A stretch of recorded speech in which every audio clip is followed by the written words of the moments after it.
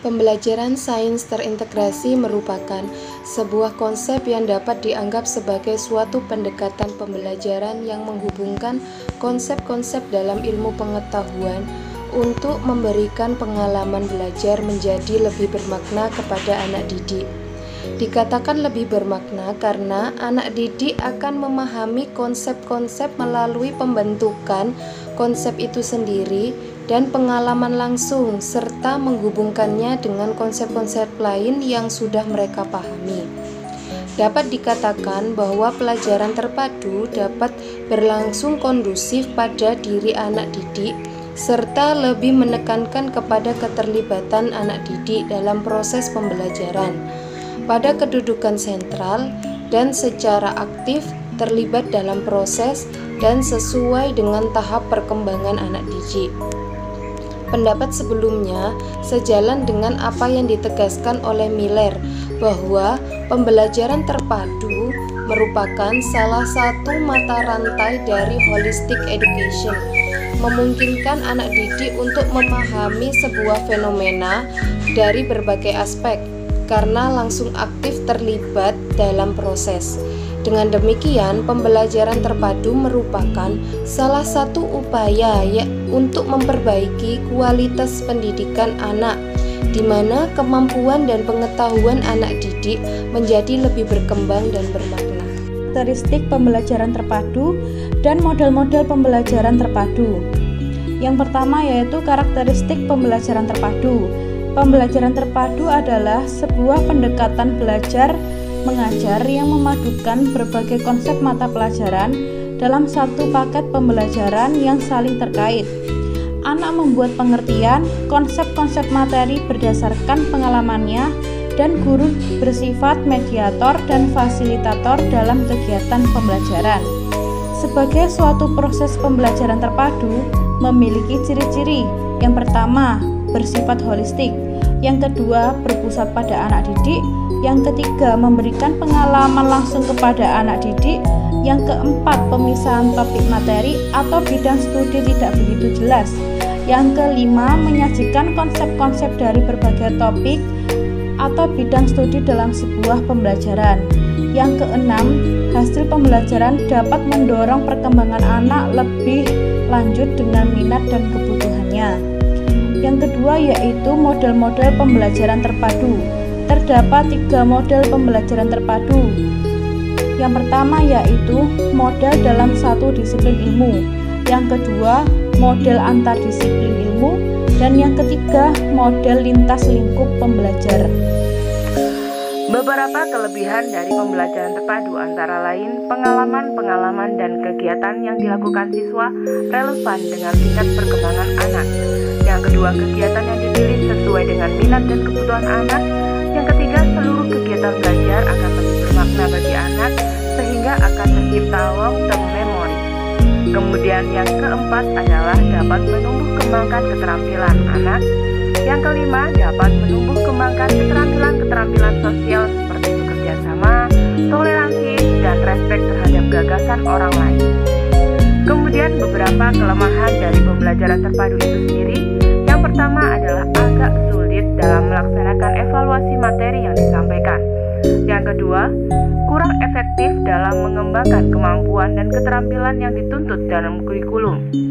Yang ketiga, bila konsep pembelajaran terpadu itu tidak dikuasai oleh guru, maka kecenderungan menyajikan materi akan disajikan secara dangkal. Secara garis besar, pembelajaran terpadu dibedakan menjadi 2, yaitu intradisiplin ilmu dan interdisiplin ilmu. Pembelajaran terpadu intradisiplin ilmu mengintegrasikan topik-topik yang terdapat dalam satu rumpun bidang studi. Misalnya IPA terdiri dari fisika, kimia, dan biologi. Walaupun pada kenyataannya untuk pembelajaran IPA di SD tidak ada pemisahan yang jelas, dalam arti tidak ada batas-batas yang jelas antara ketiga bidang tersebut. Sedangkan pembelajaran terpadu interdisiplin ilmu mengintegrasikan topik atau konsep dalam berbagai disiplin ilmu. KB2 yakni merancang pembelajaran sains terintegrasi. Untuk poin yang A, Mengapa perlu inter dan intradisiplin ilmu dalam pembelajaran? Nah, di sini ada beberapa argumen yang dapat dijadikan alasan perlunya penerapan cara pembelajaran secara inter dan intradisiplin ilmu. Di antaranya, yang pertama adalah pemahaman peserta didik terhadap topik lebih bermakna, karena topik kegiatan yang disajikan lazimnya berkaitan dengan kehidupan sehari-hari atau dunia anak. Yang kedua, pengembangan keterampilan proses lebih baik, karena sajian bahan pelajaran tidak berkotak-kotak oleh pemilahan mata pelajaran. Yang ketiga, menghindari penyajian materi yang berulang yang menyebabkan peserta didik bosan. Bila penyajiannya secara terpadu atau terkorelasi, pengulangan itu dapat berupa penguatan atau kelanjutan materi. Tetapi kalau disajikan secara terpisah, dapat merupakan pengulangan yang tidak diperlukan. Yang keempat, memungkinkan penghematan akibat perencanaan yang terpadu dari beberapa topik berbagai mata pelajaran. Dan alasan yang kelima adalah pembelajaran akan lebih menarik dan menantang. Itu tadi beberapa alasan mengapa perlu inter dan intradisiplin ilmu dalam pembelajaran. Selanjutnya yaitu bagaimana menyiapkan pembelajaran secara inter dan intradisiplin ilmu di SD. Ada beberapa langkah alternatif yang dapat kita gunakan, antara lain yang pertama, tentukan salah satu bahasan dari garis besar program pengajaran atau GBPP yang dapat dikaitkan dengan bahasan dari mata pelajaran lain. Yang kedua yaitu cari pokok bahasan atau sub pokok bahasan dalam semester yang sama dalam setiap mata pelajaran yang berkaitan dengan topik yang akan diajarkan. Bagi materi yang tidak dapat dilintaskan, jangan dipaksakan. Harus diberikan pada jam mata pelajaran yang bersangkutan. Yang ketiga yaitu buatlah pemetaan kegiatan pembelajaran untuk mempermudah menentukan kegiatan belajar mengajar. Contoh pembelajaran IPA kelas 3 intra dan interdisiplin ilmu. Kita ambil aja tema lingkungan. Intradisiplin ilmu. Yang pertama, dari mata pelajaran biologi, aspek yang dikaji adalah bagaimana proses pembusukan sampah organik di lingkungan sekitar. Yang kedua, dari mata pelajaran kimia, aspek yang dikaji antara lain sampah organik yang diurai bakteri menghasilkan senyawa biogas dan mempelajari senyawa apa saja yang terkandung di dalam biogas.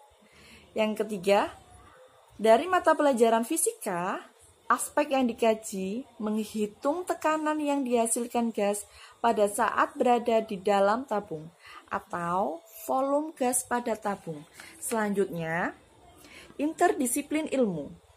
Dari segi ekonominya, membahas hasil jual biogas di lingkungan masyarakat.